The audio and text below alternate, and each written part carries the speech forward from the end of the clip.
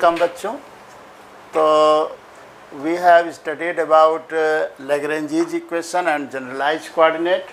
Today we will work on problems based on Lagrange's equation. तो इसमें हम लोग आज जितने प्रॉब्लम्स हो पाएंगे उतनी करेंगे, और नहीं तो फिर एक ट्यूटोरियल और कर लेंगे हम लोग। तो हमने प्रॉब्लम्स आपको उपलब्ध करा दी थी, अगर आपको नहीं मिली है तो आज नोट करते हुए चलते हैं। तो पहली प्रॉब्लम थी, पहले कुछ बेसिक चीज़ें हम लोग कर लेते हैं, उसके बाद प्रॉब्लम शुरू करते हैं। तो हमारी बेसिक क्या थी कि Lagrangian इक्वेशन क्या था। Lagrangian equation was d by d t for conservative system, d by d t del L by Dabur q k dot minus del L by Dabur q k, this is equal to 0। This was Lagrangian equation for conservative system, L equal to t minus v, and add is the function of in function for qk dot and t, that is generalized coordinate, generalized velocity and t का function होता है Lagrangian। इसके अलावा हम लोगों ने पढ़ा था एक जनरलाइज्ड मोमेंटम। जनरलाइज्ड मोमेंटम क्या था? Generalized momentum was, the definition of generalized momentum was pk equal to डबर l by Dabur q k dot. और इसके बाद एक थ्योरम थी हम लोगों की कि conservation of generalized momentum, conservation of generalized momentum. तो ये क्या था? इसके पहले एक वर्ड और हम लोगों ने यूज किया था। इसके पहले हम लोगों का था साइक्लिक कोऑर्डिनेट। एक वर्ड था cyclic coordinate. According to this cyclic coordinate के हिसाब से क्या था कि if Lagrangian is not an explicit function of coordinate qk, then qk will be cyclic. That is, if डबर L by डबर qk is 0, then qk will be cyclic, and if qk is cyclic, then corresponding to qk the generalized momentum will be conserved. According to law of conservation of generalized momentum, if qk is cyclic, then corresponding to qk the generalized momentum pk will be Dabur L by डबर qk dot, this will be constant, this remains conserved। तो अगर qk आपका cyclic coordinate है, that is qk आपका L के अंदर नहीं दिख रहा है, तो उसके करस्पॉन्डिंग जो जनरलाइज मोमेंटम होगा वो कंजर्व होगा। तो हम लोग इन चीज़ों को ध्यान में रखते हुए अपनी प्रॉब्लम शुरू करते हैं।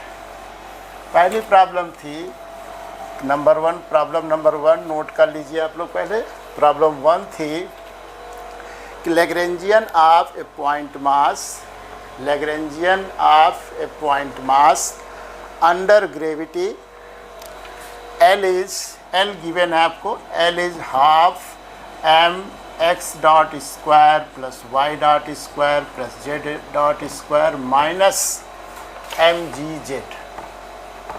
This is kinetic energy and this is potential energy. तो अब अगर हम लोग देखें तो हमारा Lagrangian यहाँ पर फंक्शन किसका है?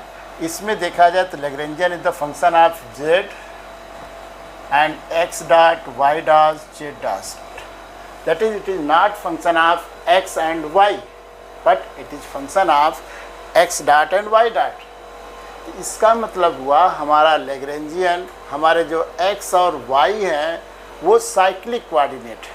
हमारे x और y साइक्लिक कोऑर्डिनेट, सिंस डबर L बाई डबर x 0 है, डबर L बाई डबर y 0 है, it means x and y are cyclic coordinate. Since x and y are cyclic coordinate, therefore the generalized momentum corresponding to x component and y coordinate will be conserved, that is px equal to डबर L by Dabur x dot, this will be conserved, and इसी तरह आपका py equal to डबर L by Dabur y dot, ये भी conserve होगा। क्यों होगा? क्योंकि x and y are cyclic coordinate, तो उसके करस्पॉन्डिंग जो जनरलाइज मोमेंटम होगा वो कंजर्व होगा। और यहाँ से आप देख सकते हैं px कितना होगा, इसको डिफ्रेंशिएट कर देंगे पार्शियल, तो आ जाएगा mx dot is constant and this is px। इसी तरह आपका आ जाएगा py equal to my dot and this is constant. तो ये दो क्वांटिटी कंजर्व होंगी। इसी तरह क्वेश्चन नंबर 2 आपका था। क्वेश्चन नंबर 2 इसी तरह था कि आप प्रॉब्लम को देखकर ही आप जान जाएंगे कि क्या चीज़ कंजर्व होगी। बस देखना कि कौन सा कोऑर्डिनेट साइक्लिक है, उसके करस्पॉन्डिंग मोमेंटम कंजर्व हो जाएगा। तो क्वेश्चन नंबर 2 था लैग्रेंजियन फॉर, नोट कर लीजिए, question number 2 is Lagrangian for a planet of mass m orbiting around the sun of mass capital M, planet का mass of planet वो is small m, mass of sun is capital M, mass of sun is capital है। तो उसका Lagrangian दिया हुआ है, L is half m r dot square plus r theta dot r square theta dot square plus g m m upon r। ये आपका kinetic energy है, ये पोटेंशियल एनर्जी है विद नेगेटिव साइन, इसलिए पॉजिटिव हो गया। हमको पता है कि ग्रेविटेशनल फील्ड में पोटेंशियल एनर्जी कितना होता है, -G m अपॉन r। तो ये हम लोग का है। अब अगर इससे देखा जाए तो L किसका किसका फंक्शन है, ये हमारा जो पोलर नोटेशन में है, प्लेन पोलर नोटेशन में है, तो प्लेन पोलर नोटेशन में r और थीटा वेरिएबल होते हैं। तो यहाँ से अगर देखा जाए तो हमारा L किसका किसका फंक्शन है, r का तो है, r डॉट का भी है, थीटा डॉट का है, ये इतनी चीज़ का फंक्शन है। r का हो गया, r dot and theta dot. तो अब अगर हम लोग देखें तो हमारे पास कोऑर्डिनेट क्या है, r and theta. r dot theta dot का तो है, लेकिन r का है और थीटा का नहीं है। That is theta is cyclic coordinate. तो थीटा साइक्लिक कोऑर्डिनेट, उसके करस्पॉन्डिंग जो जनरलाइज मोमेंटम होगा that will be constant, that will be conserve.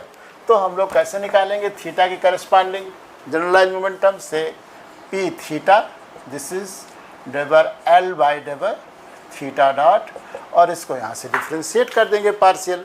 तो पार्शियल डिफ्रेंशिएट करेंगे थीटा के रेस्पेक्ट में, तो यहाँ से आ जाएगा, कितना आ जाएगा, mr square theta dot and this is angular momentum.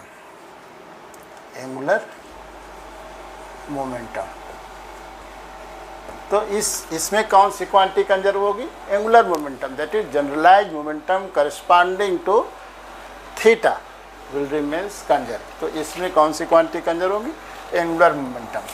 तो ये दो प्रॉब्लम तो छोटी छोटी थी। एक तीसरी प्रॉब्लम भी थी हमारे पास, प्रॉब्लम नंबर 3 था। Question number 3 was prove the equivalence of Lagrange's equation and Newton's law of motion. Prove the equivalence of Lagrange's equation and Newton's law of motion. ठीक है, तो न्यूटन्स लॉ ऑफ मोशन हम लोग generally Newton's equation of motion किसे बोलते हैं, second law को, और लैग्रेंजीज इक्वेशन। तो हम लोग जो काम करेंगे वो कंजर्वेशन फील्ड के अंदर काम करेंगे। फील्ड हमारा कंजर्वेटिव है और उसके अंदर देखेंगे कि दोनों इक्विवेलेंट, क्योंकि लैग्रेंजीज इक्वेशन हमारा निकला कहाँ से, D'Alembert principle. D'Alembert principle कहाँ से आया हुआ है, वो न्यूटन्स लॉ से आया हुआ है।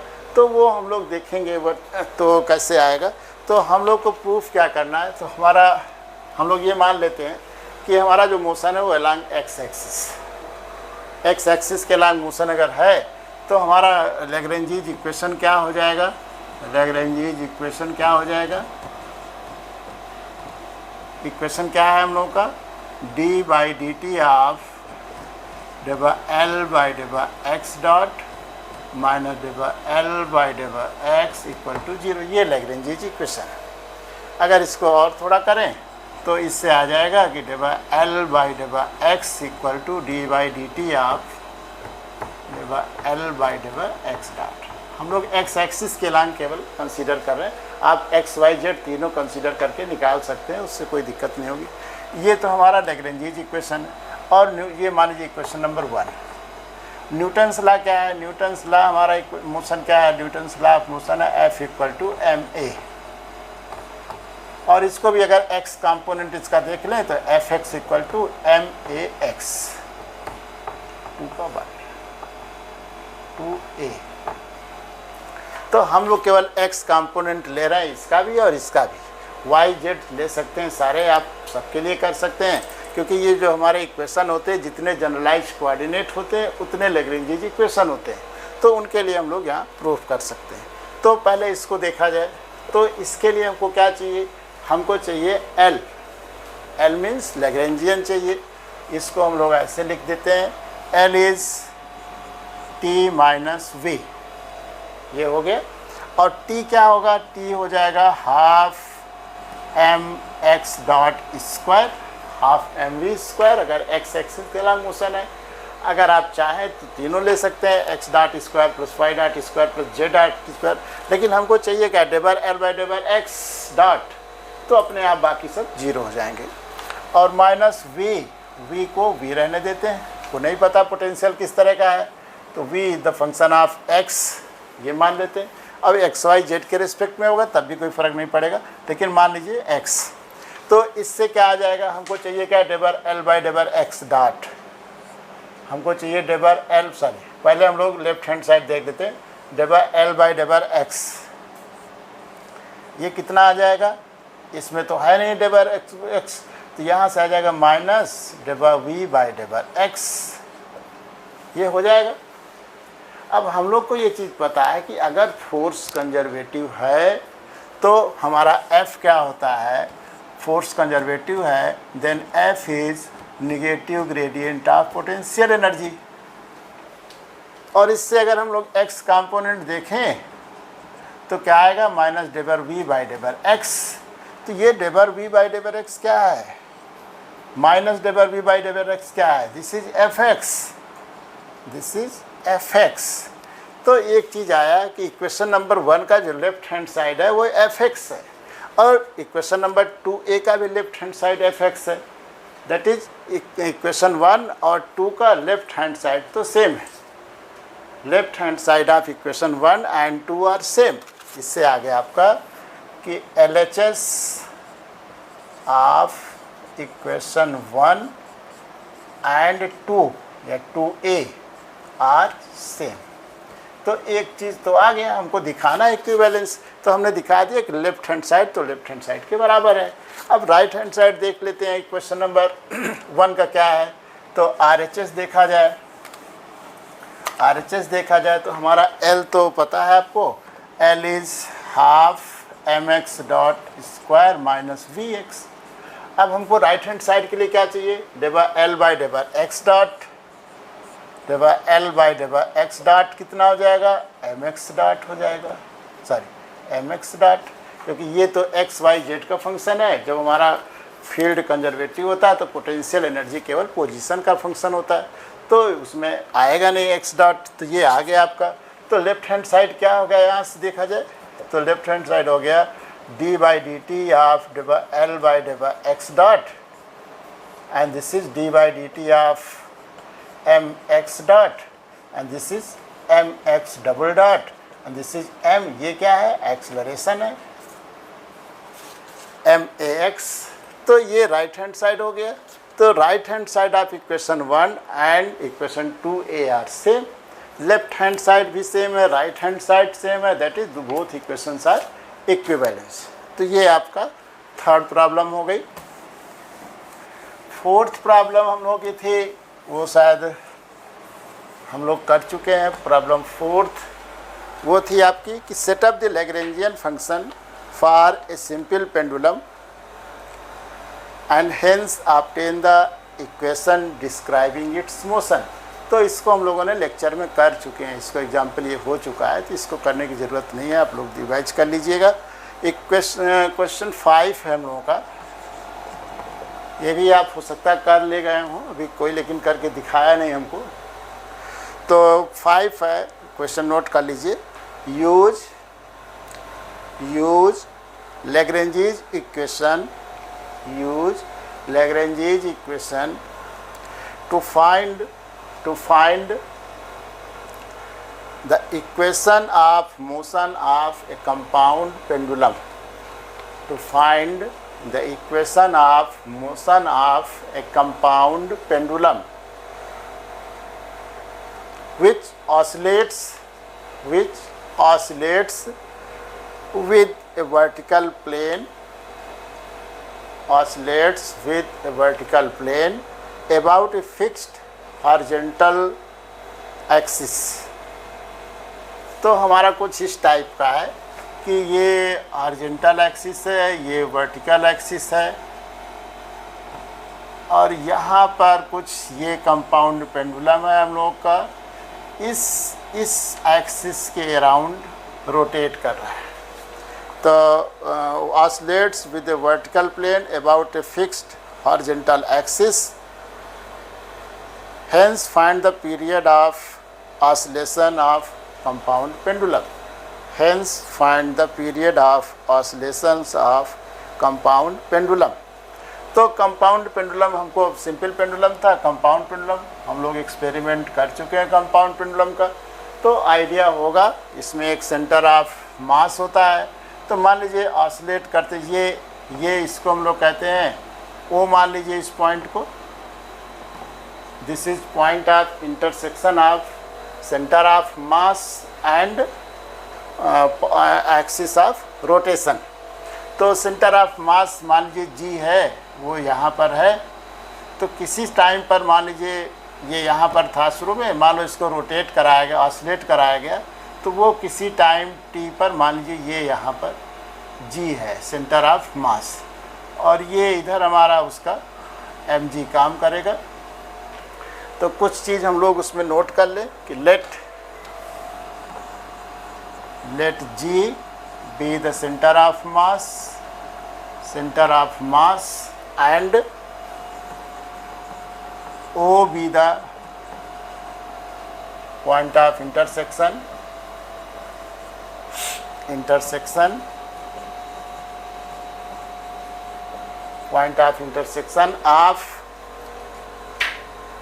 center of mass with axis of rotation, point of intersection of center of mass with axis of rotation। तो ये हम लोगों ने मान लिया। let at any time t center of mass makes an angle theta with vertical। ये vertical है हमारा, वर्टिकल वाई एक्सिस मान लीजिए, ये एक्स एक्सिस, तो ये एंगल हम लोगों ने थीटा मान लिया है, ठीक है। और एक चीज़ और मान लेते हैं कि ये जो एक्सिस ऑफ रोटेशन है, इसके about moment of inertia body की आई है, and let I be the moment of inertia about the axis of rotation। इतनी चीज़ें हम लोगों ने कंसीडर कर लिया, और जो हमारा इसका बॉडी का मास है वो मान लो टोटल m है। तो अब हमको क्या क्या करना होगा, हमको निकालना होगा काइनेटिक एनर्जी और पोटेंशियल एनर्जी। तो काइनेटिक एनर्जी और पोटेंशियल एनर्जी कैसे निकालेंगे? तो काइनेटिक एनर्जी रिजिड बॉडी की क्या होती है, काइनेटिक एनर्जी टी कितना होगा, हाफ आई ओमेगा स्क्वायर होता है। ओमेगा कितना होता है, rate of change of angle, that is half I theta dot square, omega is angular velocity. तो ये हमारी तो काइनेटिक एनर्जी हो गई half I theta dot square. अब दूसरा क्या बचा कंपोनेंट, दूसरा हमारे पास पोटेंशियल एनर्जी। अब पोटेंशियल एनर्जी के केस में बताया था कि this is a relative quantity, तो आपको एक रेफरेंस लेवल मानना होगा, दैट इज़ एक जीरो मानना होगा, और फिर उसके रिस्पेक्ट में बात कहनी होगी। तो अभी हम जीरो कहाँ माने, तो हम लोग मान ले रहे हैं कि horizontal plane passing through O, horizontal plane passing through O as a reference level. तब इस प्लेन को हम रेफरेंस लेवल मान ले रहे हैं, that is this is zero level, कि ये पोटेंशियल एनर्जी यहाँ पर जीरो मान ले रहे हैं, क्योंकि हमको mgh चाहिए, तो हाइट चाहिए। तो हमको अब क्या चाहिए कि मान लो ये इसका ये ए पॉइंट है, जब ये जी यहाँ पर था, तो ये इतना पोटेंशियल एनर्जी हो गई, क्योंकि इसके जो डिस्टेंस होगा ये हमको चाहिए। तो पोटेंशियल एनर्जी कितना हो जाएगा, से mg इंटू ओ ए, और ये निगेटिव होगा क्योंकि रेफरेंस लेवल के नीचे है। तो ये कितना हो जाएगा, ओ ए कितना हो जाएगा, सिंस इसको हम लोग मान लें कि अगर ये L है, L is the distance between O and J। हम लोगों ने मान लिया कि OG हमारा L है, OG L है, तो इसको हम लोग लिख सकते हैं this is equal to minus mg, और OA कितना हो जाएगा, अगर ये L है आपका, तो ये कितना हो जाएगा L cos थीटा, ये वाला हमारा L sin थीटा होगा, ये L cos थीटा होगा, तो mg L cos थीटा। तो ये पोटेंशियल एनर्जी आ गई। तो इससे हमारा लैग्रेंजियन आ जाएगा। लैग्रेंजियन कितना हो जाएगा, Lagrangian will be L equal to T minus V, this is half I theta dot square minus V minus minus plus mg L cos theta. L हो गया। तो L किसका किसका फंक्शन है, L हमारा थीटा का है, थीटा डॉट का, ठीक है नहीं है, तो थीटा एंड थीटा डॉट का है, दो एक ही जनरलाइज कोऑर्डिनेट है थीटा। तो यहाँ पर हम लोग निकाल सकते हैं लैग्रेंजियन इक्वेशन ऑफ मोशन। क्या होगा, d by d t of del L by डिवर theta dot minus del L by डिवर theta equal to zero. क्योंकि ये कंपाउंड पेंडुलम का जो मोशन होता है वो कंजर्वेटिव फील्ड में होता है, तो कंजर्वेटिव फील्ड का हम लोगों ने इक्वेशन यूज कर लिया। तो अभी हमको क्या चाहिए, debar L by डिवर theta dot चाहिए, डिवर L बाई डिवर थीटा चाहिए। तो हम लोग यहाँ से निकाल लेते हैं debar L by डिवर theta dot, this will be I theta dot, इसको डिफ्रेंशिएट कर दिया पार्शियल, फिर debar L by डिवर theta double dot, sorry theta, this is equal to, तो यहाँ पर है नहीं थीटा, जीरो हो गया, तो minus mg L sine theta, cos theta का डिफ्रेंशिएशन माइनस साइन थीटा हो गया। तो अब इसकी वैल्यू यहाँ सब्स्टिट्यूट कर दिया जाए, तो d by d t of I theta dot minus, इसको रख दे तो प्लस हो जाएगा mg L sine theta, this is equal to zero. और इसको अगर हम लोग और सॉल्व करें तो इससे आ जाएगा I theta double dot plus mg L sine theta equal to zero, that is theta double dot plus mg L upon I sine theta equal to zero. तो this is the equation of motion of compound pendulum, this is the equation of motion of compound pendulum.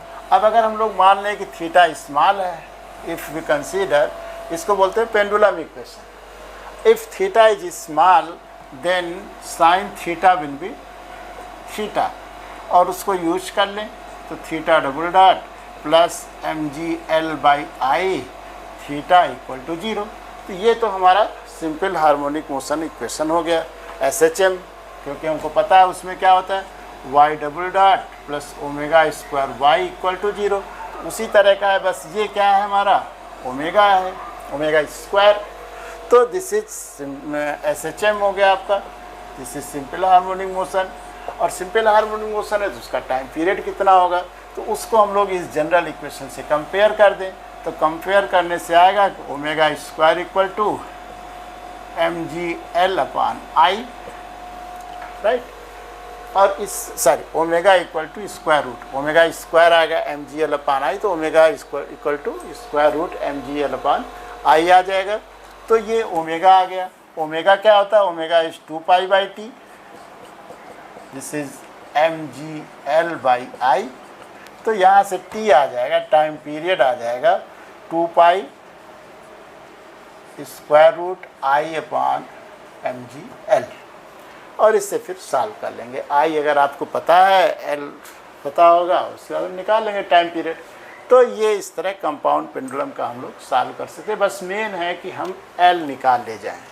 पहली बात, field कैसा है, conservative है कि non conservative है, फिर L निकाल ले जाए। तो एल निकाल लिए।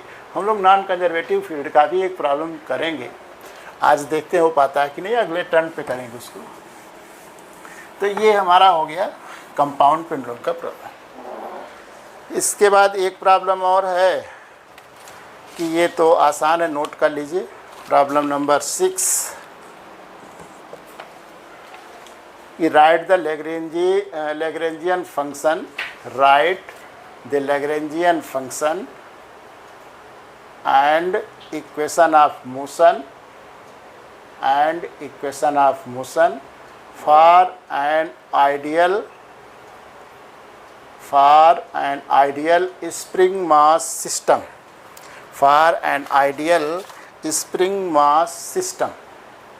और इसी को बोलते हैं वन डायमेंशनल हार्मोनिक ऑसिलेटर। ये 3 डायमेंशनल भी कर सकते हैं केस इसको, स्प्रिंग मास सिस्टम को, लेकिन हम लोग वन डायमेंशनल हार्मोनिक ऑसिलेटर करने चल रहे हैं।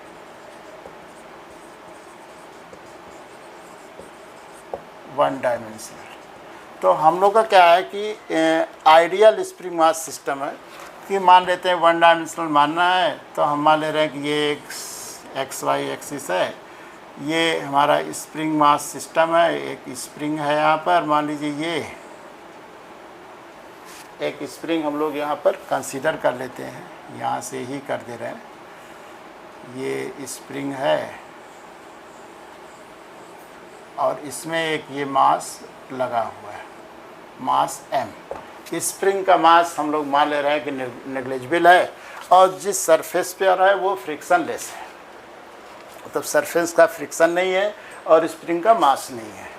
और उसके बाद अगर इस पर थोड़ा सा फोर्स लगा के छोड़ दिया जाए तो ये ऑसिलेशन करने लगता है। तो इसको हम लोग कहते हैं सिंपल हार्मोनिक ऑसिलेटर। और इस केस में अगर हम लोग देखें तो हमारी, मान लो इसको x डिस्प्लेस करके छोड़ दिया जाता है, x डिस्टेंस डिस्प्लेस करके छोड़ दिया जाता है, क्योंकि जब वो अपनी स्थिर अवस्था में है तब तो कोई डिस्प्लेस कुछ नहीं हो रहा है, एकदम शांत से। तो जैसे उसको डिस्प्लेस करके छोड़ेंगे तो ऑसिलेशन शुरू हो जाएंगे। तो हम लोग को इसमें चाहिए क्या, काइनेटिक एनर्जी चाहिए और पोटेंशियल एनर्जी चाहिए। तो 2 चीज़ें चाहिए। तो इस केस में काइनेटिक एनर्जी तो ठीक है, हाफ m, अगर x एक्सिस के लॉन्ग ले रहे हैं तो mx.2 हो जाएगा। ये तो काइनेटिक एनर्जी हो गई। अब पोटेंशियल एनर्जी का क्या होगी इस केस में, क्योंकि इसमें जो फोर्स होता है हम लोगों का, ये इस केस में तो फोर्स क्या होगा, फोर्स विल बी, क्योंकि फोर्स प्रोपोर्शनल टू डिस्प्लेसमेंट होता है और उसके अपोजिट डायरेक्शन में होता है। Force is minus k x, यहाँ पर x को बोलते हैं फोर्स कांस्टेंट, कि फोर्स डिस्प्लेसमेंट के प्रोपोर्शनल होता है और उसके अपोजिट डायरेक्शन में होता है।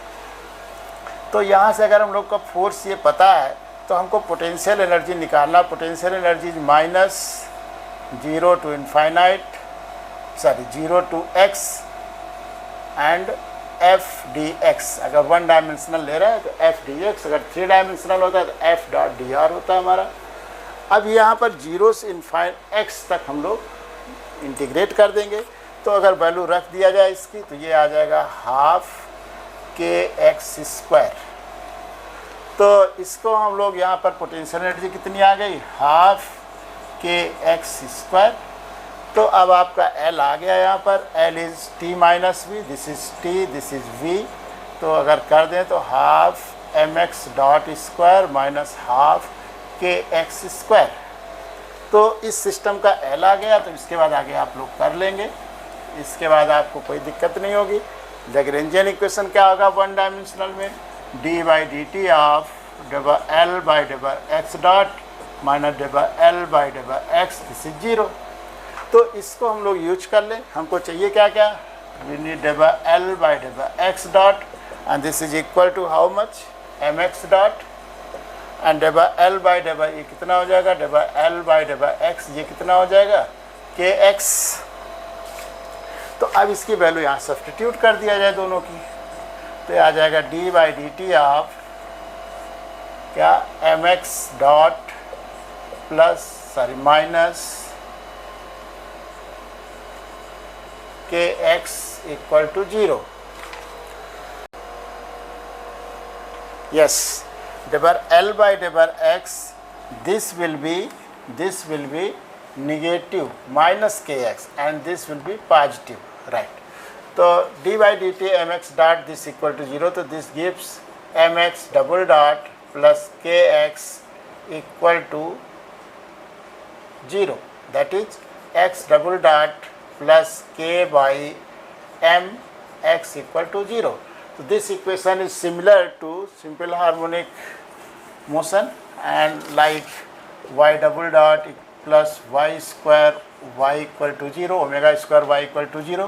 तो अगर हम लोग कंपेयर करें तो ओमेगा ये हमारा क्या हो गया SHM सिंपल हार्मोनिक मोशन, और अगर हम लोग कंपेयर कर दें इन दोनों को तो इससे आ जाएगा omega square equal to k by m, that is omega is square root this and this is 2 pi by t, and what would be t?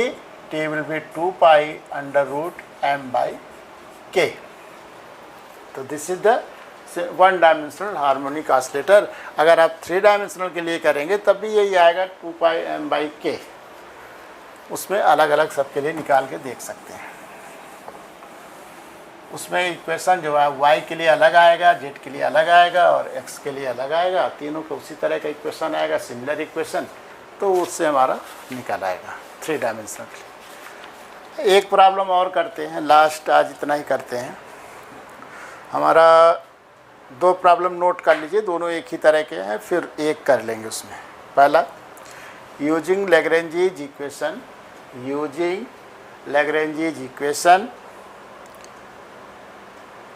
derive the equation of motion, derive the equations of motion for a particle moving under central force, for a particle moving under central force. उसके बाद what is the form of equation, what is the form of equation when the particle is moving, what is the form of equation when the particle is moving under the attractive inverse square law force, under an attractive inverse square law force. क्या होता है? F is equal to minus k. अगर F इतना हो तब क्या होगा equation of motion. और अगला क्वेश्चन और नोट कर लीजिए, सेम उसी तरह का है. Lagrangian of system is given as, दूसरे केस में आपको लैग्रेंजियन दिया हुआ है half m r dot square r square theta dot square plus alpha upon r. तो ये दिया हुआ है. Lagrangian of system is given as this, derive the equations of motion using Lagrangian method. ये 2 प्रॉब्लम है, दोनों एक ही तरह के हैं. एक को हम कर लेंगे, फिर दूसरा उसी तरह हो जाएगा. तो पहला प्रॉब्लम करते हैं, equation of motion for particle moving under central force. तो सेंट्रल फोर्स क्या होते हैं कि अगर हमारा F प्रोपोर्शनल टू हो जाए 1/r⁴n, तो उसको हम लोग सेंट्रल फोर्स बोलते हैं.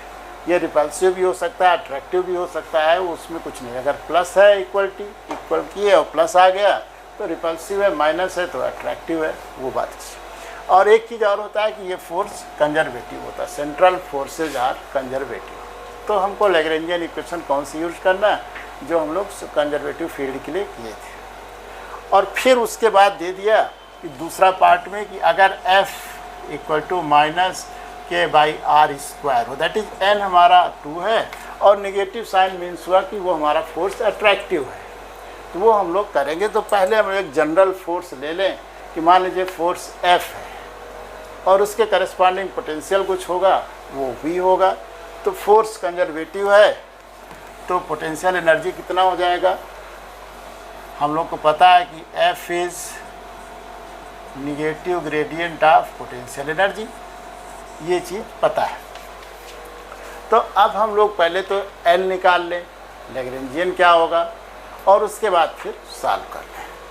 अब देखिए इस तरह के मोशन जो होते हैं, जो हमारा सेंट्रल फोर्स है या प्लेन में जो मोशन होते हैं, वो आर थीटा में करना आसान होता है। जो सेंट्रल फोर्सेस के अंदर जितने भी मोशन होंगे वो आर थीटा में करना आसान होता है। आर थीटा में प्लेन पोलर कोऑर्डिनेट्स में।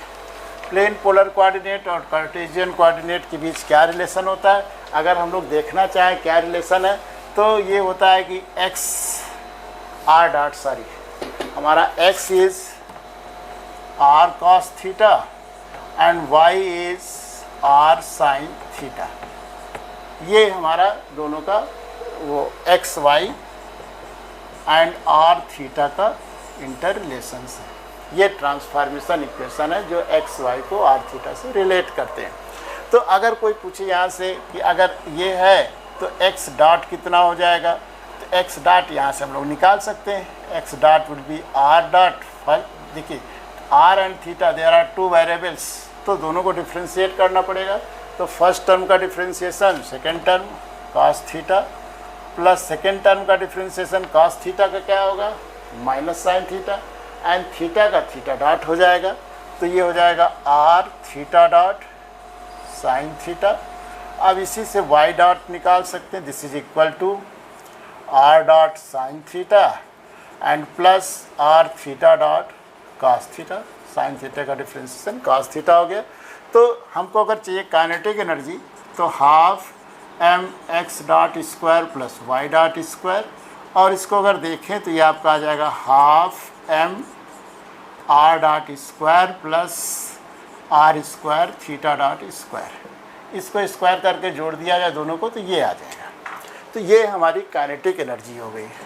टी पोटेंशियल एनर्जी मान लेते हैं वी है, वी आर थीटा का फंक्शन होगा, तो वी मान लेते हैं उसको, पोटेंशियल एनर्जी को वी मान लेते हैं। तो अब हमारा जो एल होगा क्या होगा, L will be T minus V. हम लोग को भी पता, अभी पता नहीं फोर्स, बस केवल कह रहा है कि सेंट्रल फोर्स है। अगर फोर्स पता होता तो वी निकाल लिए होते, लेकिन अभी सेंट्रल फोर्स है तो एफ है, तो उसके करस्पॉन्डिंग हम लोग ने पोटेंशियल वी मान लिया। तो यहाँ से हमारा एल आ जाएगा T minus V, that is half m r dot square plus r square theta dot square minus V. ये क्लियर है कि हमारा वी जो होगा वो आर थीटा का फंक्शन होगा, पोजीशन कोऑर्डिनेट्स का फंक्शन होगा, वेलोसिटी का फंक्शन नहीं होगा। ये फिक्स है। क्यों? क्योंकि सेंट्रल फोर्सेज आर कंजर्वेटिव, और कंजर्वेटिव फोर्स का जो पोटेंशियल होता है वो केवल पोजीशन कोऑर्डिनेट पर डिपेंड करता है। तो अब अगर हमको यहाँ से देखें तो हमारे पास क्या क्या वेरिएबल हैं, आर है, थीटा एंड और क्या है, थीटा डॉट, आर डॉट, ये वेरिएबल है। और हमारा v क्या होगा, r का फंक्शन होगा, v is the function of position coordinate. तो हम लोग निकाल सकते हैं, हमको चाहिए क्या, हमको चाहिए, देखिए इसमें वेरिएबल हमारे r और थीटा दो वेरिएबल हैं, r और थीटा दो variable, v is the function of r। तो r और थीटा दो वेरिएबल हैं अगर हमारे पास, तो अब हम लोग को जो लैग्रेंजीज इक्वेशन होंगे वो दो मिलेंगे, एक r के लिए मिलेगा और एक थीटा के लिए। मतलब हमको जो लैग्रेंजीज इक्वेशन मिलेंगे d by d t of डेबर L by डेबर theta dot, sorry debar r dot minus debar L by डेबर r equal to 0, एक तो ये मिलेगा, और दूसरा मिलेगा d by d t of डेबर L by डेबर theta dot minus debar L by डेबर theta equal to 0। दो लैग्रेंजीज equation हमको मिलेंगे, दो जनरलाइज कोऑर्डिनेट हैं तो दो मिलेंगे। तो अब इसको हम लोग अगर सॉल्व करें तो सॉल्व करने में क्या आएगा, हम निकालेंगे पहले क्या क्या चीज़ निकालना पड़ेगा हमको, डेबर एल बाई डेबर आर डॉट निकालना होगा। ये कितना आएगा यहाँ से देख सकते हैं हम लोग, ये कितना आएगा एम आर डॉट, और क्या चाहिए डेबर एल बाई डेबर आर चाहिए, डेबर एल बाई डेबर आर। ये कितना आएगा, यहाँ से आ जाएगा आपका, तो ये 2 कैंसिल हो जाएगा, m r theta dot square minus debar V by डेबर r आएगा, ये टर्म हो जाएगा। और ये तो आर के लिए हो गया हमारा, अब थीटा के लिए किया जाए, debar L by डेबर theta dot कितना हो जाएगा, this is equal to m r square theta dot, इसका डिफ्रेंसिएशन होगा, बाकी debar L by डेबर theta this is 0। तो ये दो हमको आ गए, दो सेट। तो दोनों इक्वेशन हम लोग निकाल सकते हैं इससे। पहला इक्वेशन क्या आएगा, पहला इक्वेशन आएगा आपका d by d t of L by डेबर r dot, तो यहाँ से सब्सटीट्यूट कर दीजिए। तो d by d t of डेबर L by डेबर r dot, उसकी वैल्यू आपकी आ चुकी है m r dot minus debar L by डेबर r, वो कितना है minus m r theta dot square minus debar V by डेबर r, this is equal to 0। तो अब हम लोग अगर इसको वैल्यू सब्सटीट्यूट कर दें, एक्सपेंड कर दें, तो इससे क्या आ जाएगा m r double dot minus m r theta dot square और minus minus plus debar V by डेबर r equal to 0। तो एक इक्वेशन तो ये आ गया, this is for r, r के टर्म में ये आ गया। अब दूसरा थीटा के लिए निकालना है, तो थीटा के लिए क्या करेंगे, इसमें सब्सटीट्यूट कर दें हम लोग ला के। तो क्या रख दें, डेबर एल बाई डेबर थीटा डॉट, तो आपका एम आर स्क्वायर है d by d t of m r square theta dot minus 0 equal to 0, क्योंकि डेबर एल बाई डेबर थीटा इज 0। तो इससे एक चीज़ तो ये आ गई कि m r square theta dot क्या होता है, this is angular momentum, this is angular momentum. तो एक चीज़ तो आ गई इससे क्या आ गया कि m r square theta dot is constant, that is ये आपका एंगुलर मोमेंटम है,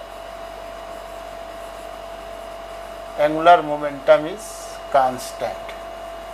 तो देखिए इसमें आ गया कि अगर आपका इसमें प्लेन मोशन हो रहा है और थीटा के टर्म में देखें तो हमारी कौन सी क्वांटिटी कंजर्व है, एंगुलर मोमेंटम। ये हम लोग पहले भी कर चुके हैं, हमारा जो एल दिया हुआ था पहले क्वेश्चन में, दूसरे क्वेश्चन में, तो उसमें भी इसी तरह था। तो दो चीज़ आई, एक तो ये इक्वेशन आया, दूसरा इक्वेशन ये आया, और इससे निष्कर्ष निकला कि एंगुलर मोमेंटम कंजर्व है।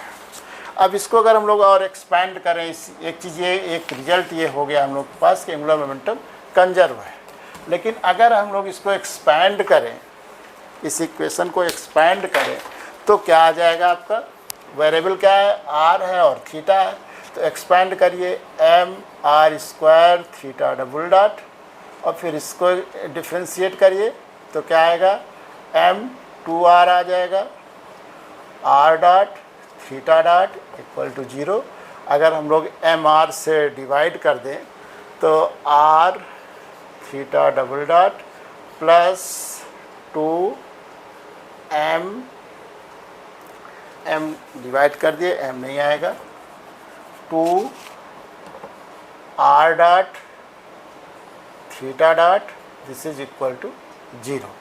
तो ये आपका इक्वेशन दूसरा आ गया, ये इक्वेशन ऑफ मोशन आ गया, एक इक्वेशन ऑफ मोशन ये आया आर के लिए, और ये थीटा के लिए आ गया। तो ये दो इक्वेशन आपको मिल गए। अब इसी केस में अगर दे दिया जा रहा है आपको दे दिया गया कि हमारा F, जैसे हमारा दे दिया गया कि फोर्स हमारा अगर minus k by r square हो, देन हमको पता है कि फोर्स कितना होता है, negative gradient of potential, that is this is equal to minus debar V by डेबर r. तो अगर इन दोनों को देख लें हम लोग, तो डेबर वी बाई डेबर आर कितना आ गया, डेबर वी बाई डेबर आर आ गया के बाई आर स्क्वायर। तो हमारा ये इक्वेशन जो था पहला वाला, अगर फोर्स पता हो तो हम लोग का इक्वेशन क्या हो जाएगा, m r double dot minus m r theta dot square, और इसकी वैल्यू कितनी आ गई आपकी, plus k by r square equal to 0। ये इक्वेशन तो ठीक, इसमें कोई चेंज नहीं आएगा क्योंकि इसमें कुछ पोटेंशियल एनर्जी का टर्म नहीं है, तो वो निकल आएगा हमारा। इसी तरह हम लोग का जैसे ये तो हो गया हमारा प्रॉब्लम। जो अगली वाली प्रॉब्लम थी उसको भी ऐसे सॉल्व करेंगे।